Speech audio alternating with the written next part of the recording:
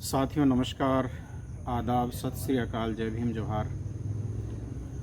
मैं डॉक्टर दशरथ हिनूनिया स्वागत करता हूं आज की इस परिचर्चा में। साथियों,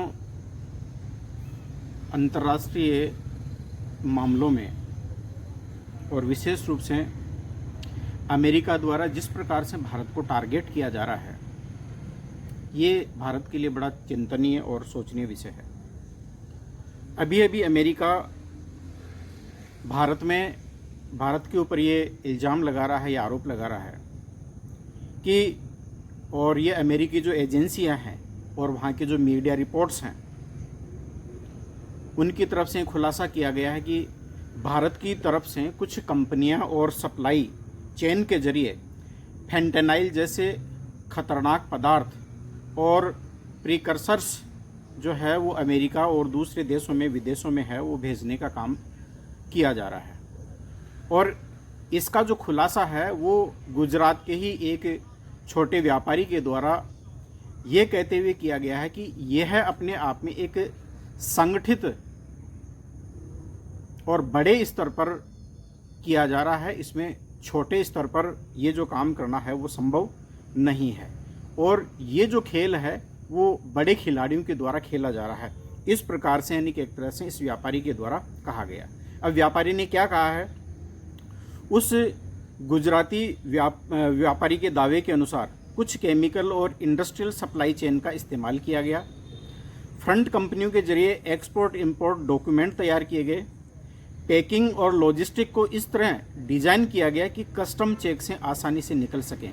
हालांकि ये बातें अभी आरोप और दावे हैं जिनकी जांच जारी है, और जांच के बाद में ये देखना है कि पहली बात तो ये कि होती है या नहीं होती है, और यदि होती है तो फिर उसकी क्या रिपोर्ट आती है, ये अपने आप में सोचने वाली बात है। अब ये कैसे हो रहा है, लॉजिस्टिक और इसके जो रास्ते हैं वो क्या है? ड्रग्स की इस तस्करी में सबसे अहम भूमिका रही समुद्री मार्गों की। कई रिपोर्टों में पश्चिमी भारत के बंदरगाहों का नाम सामने आया है, और पश्चिमी भारत के बंदरगाह कौन से हैं आप समझ सकते हैं। कंटेनरों और शिपमेंट्स के जरिए लाखों डॉलर की कीमत का माल, ये इस प्रकार का, यानी कि एक तरह से जो माल है वो भेजा गया है। सिर्फ इतना ही नहीं, गुजरात के कुछ औद्योगिक इलाकों में कंपनियों का नाम अमेरिकी अभियोग में आया है, जहां से प्रीकर्सर केमिकल सप्लाई किए जाने का आरोप है।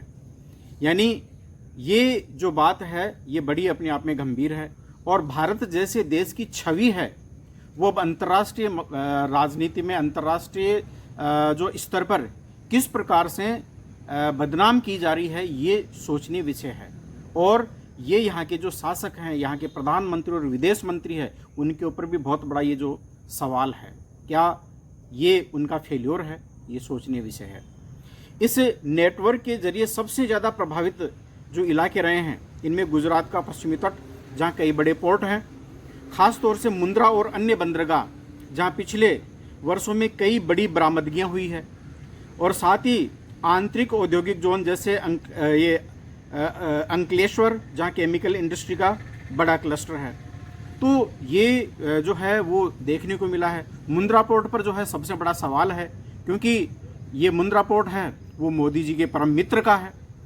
दोस्तों, अब सबसे बड़ा सवाल अडानी ग्रुप का ये मुंद्रा जो पोर्ट है, इसी के ऊपर जो है वो आता है, और बार बार इसी का नाम लिया जा रहा है। अभी आपको पता होगा कि पिछले दिनों 22,000 करोड़ की जो ड्रग्स है वहाँ पर पकड़ी गई थी, और अब तक यानी कि एक तरह से जांच रिपोर्ट सामने नहीं आई कि वो किसकी थी, कौन इसमें शामिल थे, और अडानी ने हाथ खड़े कर दिए। तो जिस प्रकार से, यानी कि एक तरह से ये देश के संसाधनों का, यहाँ के पोर्ट का, जो एयरपोर्ट का, यहाँ के यानी कि एक तरह से जो मेन जो इंफ्रास्ट्रक्चर है उनका जिस प्रकार से प्राइवेटाइजेशन किया गया, जिस प्रकार से उनको लीज पर दिया गया, ये उसी का परिणाम है। और देश की छवि को किस प्रकार से तार तार किया जा रहा है, ये बड़ा अपने आप में सोचने विषय है। असल में वहाँ कई बार बड़े पैमाने पर ड्रग्स की बरामदगी हो चुकी है। यही कारण है कि विपक्ष के द्वारा और मीडिया में यह पोर्ट है वो चर्चा में बना रहता है। लेकिन ये ध्यान रहे, किसी भी कंपनी या व्यक्ति पर सीधे दोष तभी लगाया जा सकता है जब आधिकारिक जांच और अदालत ऐसा कहे। हम यहाँ केवल रिपोर्टेड घटनाओं का ही जिक्र कर रहे हैं। ये भी बात सत्य है कि भाई हम जब तक यानी कि एक तरह से जाँच नहीं हो जाती इस बारे में कोई जो है वो सवाल नहीं उठा सकते। इसी के साथ साथ में राकेश अस्थाना की जो भूमिका है, जो पूर्व में सीबीआई चीफ जो है सीबीआई जो है सेकंड नंबर का जो चीफ है रह चुका है, नारकोटिक्स कंट्रोल ब्यूरो है उसका हेड रहा है।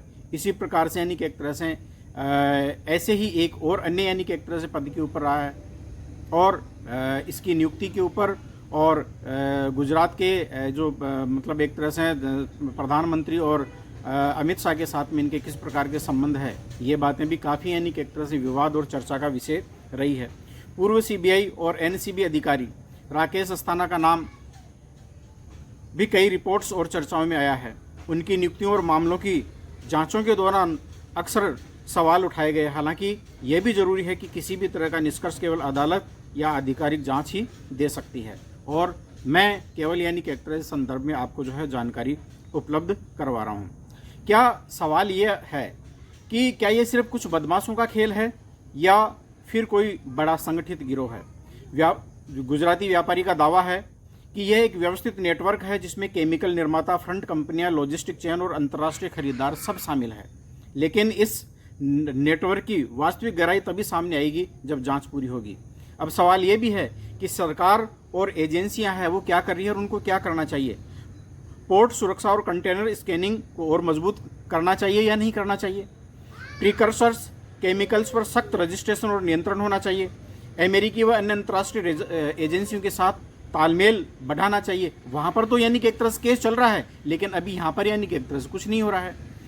और सबसे अहम पारदर्शिता, ताकि जनता को ये पता चल सके कि कौन सी बरामदगी हुई और कहाँ हुई और जांच किस स्तर पर जो है वो हुई है। तो ये जानने का जो अधिकार है वो भारतीय जनता को है। दोस्तों, इस ड्रग्स तस्करी में सिर्फ अपराध ही नहीं बल्कि देश की सुरक्षा और युवाओं की जिंदगी से जुड़ा हुआ जो मामला है वो सबसे भी अहम है, क्योंकि एम्स के द्वारा जो रिपोर्टिंग की गई है उसमें भी इस बात को सिद्ध किया गया है कि भारत में कम से कम 6 करोड़ जो लोग हैं वो ड्रग्स एडिक्टेड हो गए हैं। तो भारत के लिए भी बहुत बड़ी चिंता का विषय है कि भारत के लोगों को, भारत के युवाओं को जो है ड्रग एडिक्टेड कौन बना रहा है, इसके पीछे उनका क्या मकसद है और क्या देश के भविष्य के साथ में, युवाओं के साथ ये खिलवाड़ करने वाला जो है वो कौन सा गिरोह है, उनकी जांच पड़ताल होनी चाहिए। जनता के समक्ष ये मुद्दा है वो आना चाहिए। दोस्तों,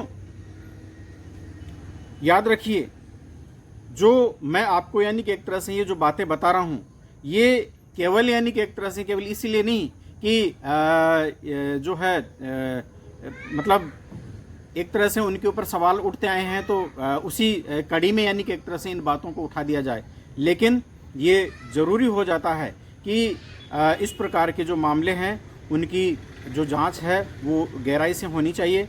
और ड्रग तस्करी है ये केवल एक अपराध ही नहीं है बल्कि ये देश का अपने आप में भविष्य का भी सवाल है। क्या सरकार और एजेंसियां वाकई में सही दिशा में काम कर रही है, और यदि सही दिशा में काम कर रही होती तो फिर ये इतनी बड़ी घटनाएं क्यों होती, देश के ऊपर जो है वो आरोप क्यों लगते, ये बहुत बड़ा प्रश्न है और ये बहुत बड़ा सवालिया निशान है। मोदी सरकार को, प्रधानमंत्री मोदी को, गृह मंत्री अमित शाह को इस बारे में विचार करना चाहिए। क्यों बार बार अमेरिका भारत के ऊपर इस प्रकार के आरोप लगा रहा है, क्यों भारत की जो छवि है वो एक इस प्रकार के देश की बनती जा रही है। क्या यही कारण है कि अंतर्राष्ट्रीय राजनीतिक संबंधों की स्थापना में हम पूरी तरह से फेल्योर हो रहे हैं और भारत की जो छवि है वो निरंतर अंतर्राष्ट्रीय मंचों पर गिरती जा रही है। ये बहुत बड़ा प्रश्न है।